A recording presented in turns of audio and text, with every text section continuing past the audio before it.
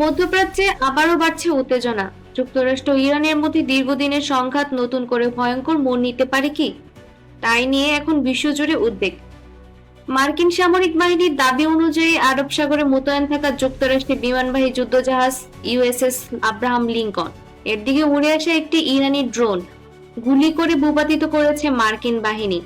পেন্টাগনের ভাষ্য, ড্রোনটি ছিল হুমকি স্বরূপ এবং এটি সরাসরি মার্কিন নৌবহরের দিকে অগ্রসর হচ্ছিল। মার্কিন কর্মকর্তাদের দাবি, ইরানের দুটি সশস্ত্র গানবোট আরব সাগর এলাকায় একটি আমেরিকান পতাকাবাহী ট্যাঙ্কার জোরপূর্বক আটকানোর চেষ্টা করে, যদিও এই ট্যাঙ্কারটি শেষ পর্যন্ত নিরাপদে এলাকা ত্যাগ করতে সক্ষম হয়। সবচেয়ে গুরুত্বপূর্ণ প্রশ্ন হলো, এই উত্তেজনা কি বেস্তে দিতে পারে ইরান ও যুক্তরাষ্ট্রের আসন্ন পরমাণু আলোচনা? আগামী শুক্রবার ইউরোপের মধ্যস্থতায় ইরান ও যুক্তরাষ্ট্রের মধ্যে নতুন করে নিউক্লিয়ার আলোচনায় বসার কথা রয়েছে।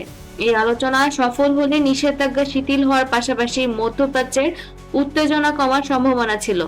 কিন্তু বিশ্লেষকদের মতে, ড্রোন ভূপাতিত করা ও ট্যাঙ্কার আটকানোর চেষ্টার মতো ঘটনা আলোচনার পরিবেশকে মারাত্মকভাবে ক্ষতিগ্রস্ত করতে পারে।